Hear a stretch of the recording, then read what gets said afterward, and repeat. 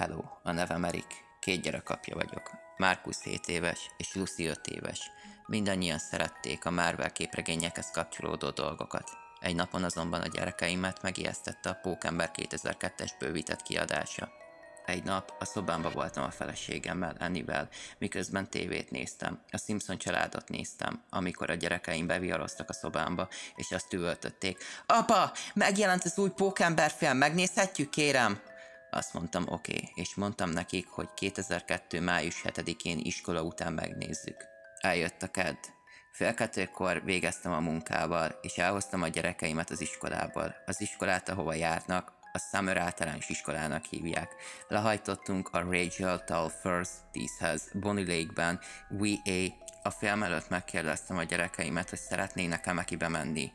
Leültem velük az étterembe.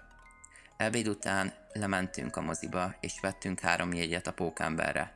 Közvetlenül azelőtt, hogy beléptünk a színházba, Stanley-t láttuk az ajtó közelében ülni, és megkérdezte. Láttátok az új Pókembert? Igen, mondtam. Azt válaszolta, nos, ez a verzió nem fog tetszeni.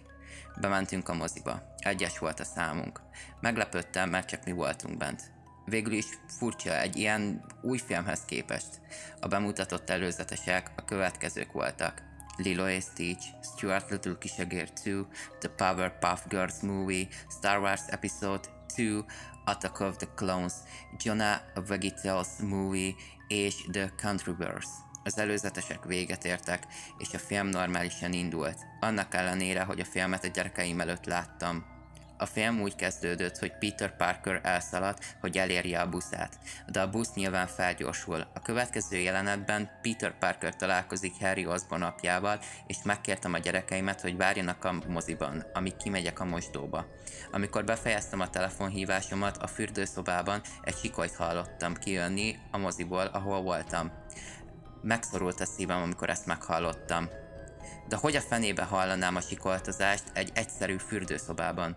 Gyorsan visszasiettem a színházba, és megkérdeztem a gyerekemet, hogy mi a baj. Lucy a képernyőre mutatott, és éreztem, hogy a szívem mélypontra süllyed. Szörnyű pillanat volt Mary Jane Watson sikoltozása. Szemei sötét üreges lyukak voltak. A háttérben kétségbeesetten hallottam a My Nutmeg Fantasy-t, Macy Gray-től fordítva a háttérben. Mondtam a gyerekeimnek, hogy nyugodjanak meg, és mondják el nekik, hogy ez csak egy kép. Aztán belevágott abba a jelenetbe, ahol Peter a temetőbe látogat. Megfigyeli Norman Osbornt, aki zöld goblinnak öltözött. Peter Parker előhúz egy zsebkést, és kiszúrja a szemüregét. A gyerekeim sikoltoztak és sírtak, amikor ezt csinálta. Próbáltam megnyugtatni a gyerekeimet és elmondani nekik, hogy ez csak egy film, amikor eljutott ahhoz a helyszínhez, ahol Pókember megküzd a zöld goblinnal a hídon. Pókember leveszi a maszkját és olyan hangosan sikolt, hogy majdnem befogtam a fülemet, és a gyerekeim is. Gyorsan a mozi kijáratához futottunk, és újra láttuk Stanley-t, de azt mondtam neki, hogy igaza van a Pókember ijesztő kiadásával kapcsolatban. Hazajöttünk a színházból, és megkérdeztem a Sony-t, hogy kikészítette a Pókember alternatív változatát. 2 nappal később kaptam egy e-mailt a Columbia Pictures-től, amelyben ez állt. Kedves Erik Templeton, nagyon sajnáljuk, amit a moziban láttál. A megtekintett alternatív verziót Edward Finning készítette. Ő egy öngyilkos ember volt, akinek nem volt más választása, mint létrehozni a Pókember alternatív változatát még 2000. június 30-án. A forgatókönyvünk végre elkészült, de Stanley véletlenül azt mondta nekünk, hogy Edward Finning készítette a hiányzó film forgatókönyvét. Remélem a gyerekeid jól vannak ettől a rémálomtól. 2001-ben a Marvel nem értékelte az alternatív verziót, de Edward Fanning azt mondta, hogy ha nem értékelik ezt a verziót, akkor kirúg minket. Szóval szándékosan adtuk ki. Sajnálom, hogy a gyerekeid ettől ennyire megijedtek. Üdvözlettel, Marvel Comic. Örülök, hogy ennek a rémálomnak vége. Nem álmodoztam, csak a gyerekeimnek volt rémálma, ahol Peter Parker és Mary Jane Watson bejött Lucy hálószobájába, csak nevettek. És Marcusnak rémálma volt, amikor Zöld Goblin megölte egy tökbombával. A rémálom mostanra véget ért, de ez jövőben is meg fog történni.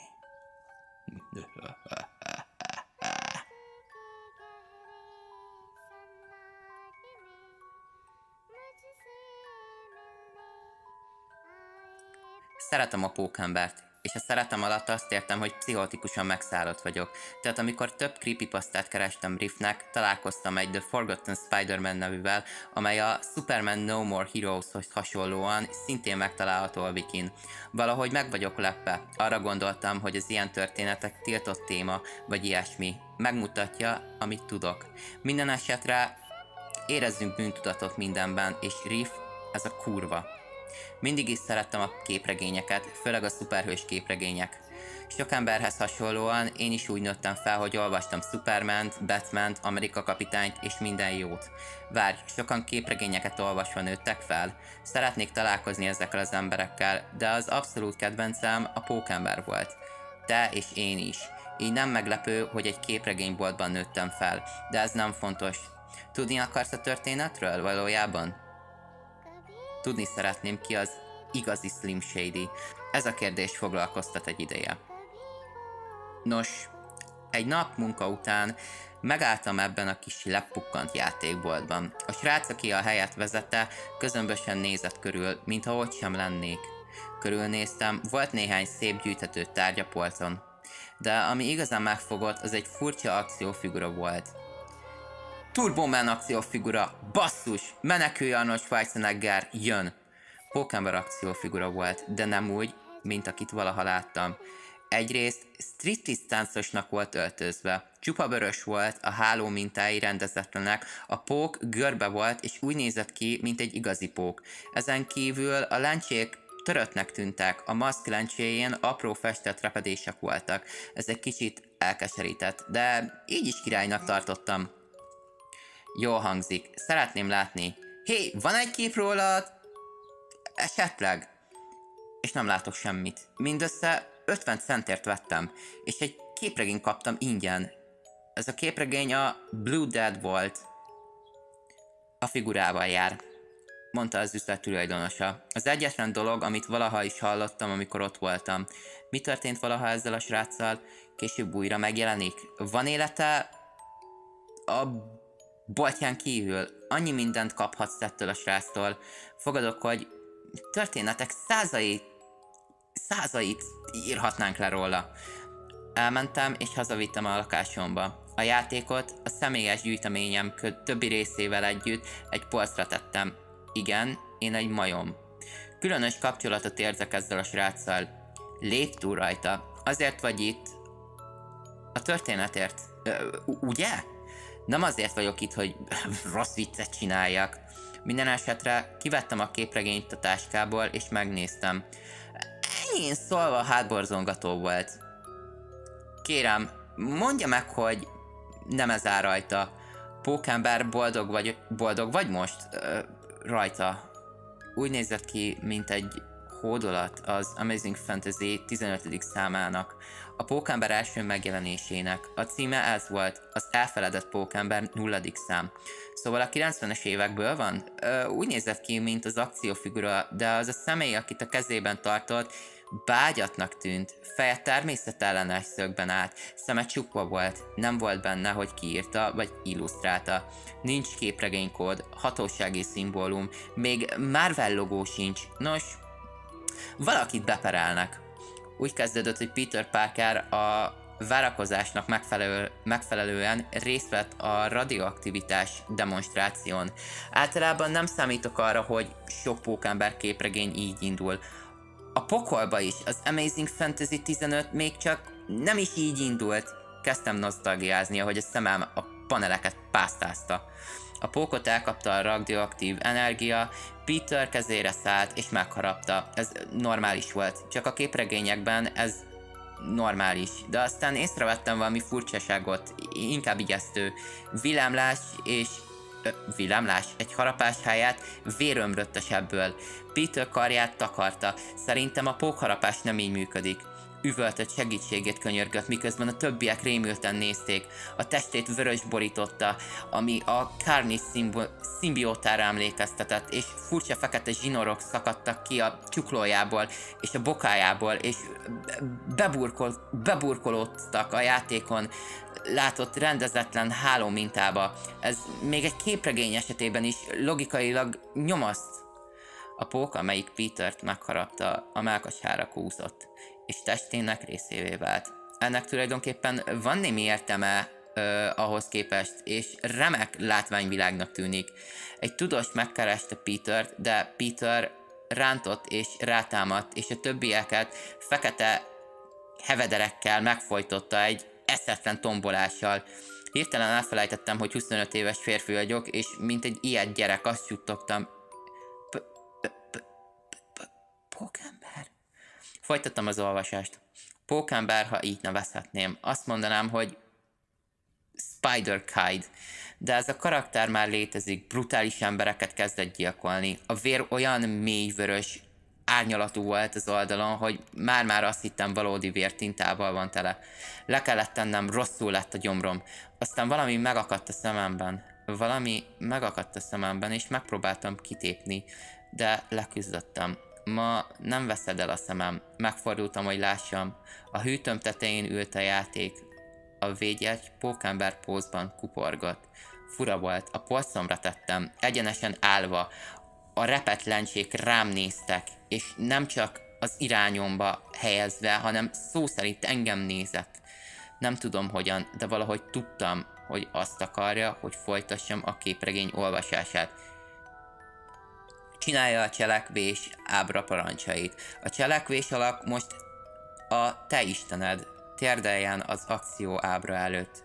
Szóval felvettem és újra kinyitottam. Pókember még mindig gyilkolt, de amit láttam, csak rontott a helyzeten. Otthona felé tartott, letéptem Mary Jane fejét, és útközben gerincével verte az embereket. Milyen alternatív univerzum ez? A 616-os folytonosságában, a normál Marvel idővonal. Peter találkozott Mary Jane-nel az Amazing Spider-Man 42-ben. Nos, egyesek azt mondanák, hogy gyakorlatilag Mary Jane a nagynényénél volt azon a napon, amikor Peter a nagybátyja gyilkosát követte, de az Amazing Fantasy 15 szerint ez néhány héttel később történt. Mindegy. Szükségem van egy életre. Kezdtem megrémülni, és akkor egy teljes csobbanó panelben a házhoz ért. Először a dűtől vakon Ben bácsiát ölte meg, majd letépte a karját, és agyonverte vele May nénit. Ez azokhoz a búza tortákhoz. Utálom a búzatortákat. Megint rosszul lettem. Megesküdtem volna, hogy a legmélyebben nevetést hallottam. Ezzel véget ért a kérdés. Láttam egy előzetest a következőhöz, ami azt mutatta, hogy Pókember a torkánál fogva tartja Otto Octaviusnak tűnőt. Ezt kapott azért, hogy elgondolkodsz velem. Te barom! Hálás voltam, hogy a probléma véget ért, de elkeserített a tartalma. Megfordultam, hogy megnézzem a Pókember játékot, eltűnt. Aztán éreztem, hogy a probléma eltűnik. A másodperc töredéke alatt a játék eltűnt, magába vitte a képregényt. Megkönnyebbültem, sóhajtottam, még egy hang megszólalt, kegyetlen gúnyos hangon.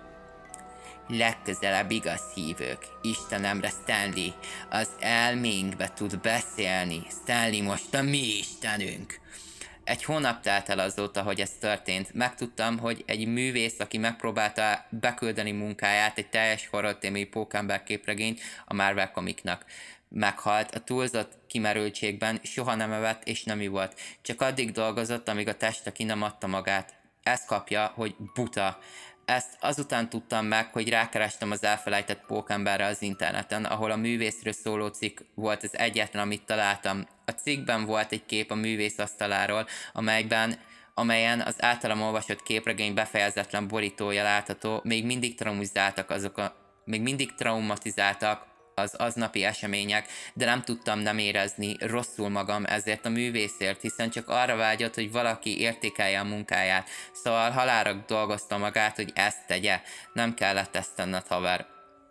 Most azt hiszem, én vagyok az a személy, mert ezt ma kaptam postán, borítékban küldtem, visszaküldési cím nélkül. Az elfelejtett Pókember első száma volt. Ó, az első szám, vigyázz rá, mert ezek néhány év múlva igazán értékesek lesznek. Ez a téma tényleg nagyon jó. És ezt nem csak azért mondom, mert a pókemberről van szó. Ennek ellenére a pókember rész az, ami számomra ijesztővé teszi ezt az egész ötletet, hogy a negyedik fal ne legyen akadály közted és bármiféle kitalált borzalom között, ami mögötte van. Ez az oka annak, hogy ez a történet ezt tette velem. A pókember cuccom miatt volt, és még ezen kívül sem rossz ez a történet. Nincs benne szörnyű helyesírás és nyelvtan, és néhány hülye ötlet ellenére tényleg egy srác agyon dolgozta magát. Ugyan már, mint aki rajzol és ír. Elmondhatom, hogy ha rajzol, akkor egy kis szünetet szeretne tartani. Egyesek azt mondták, hogy az életre kelő pókember figura hülyeség, de én azt szeretném gondolni, hogy az író szelleme, talán az író nem egészen biztos benne, hogy honnan jött. A Forgotten Spider-Man van, de működik. Még mindig elég jó, szóval köszönet, nem túl gyakran kapok olyan creepypasztákat, amelyek hátborzongatóak. Bár ez a történet felvet bennem egy kérdést, vajon ezt a pókembert Morlun és a családja ölte meg a Spider-Verse alatt? Egyébként mit gondolsz? Jó volt ez a téma? Rossz? Szeretnéd, ha brutálisan meggyilkolna egy kitalált karakter, akinek nagy rajongója vagyok?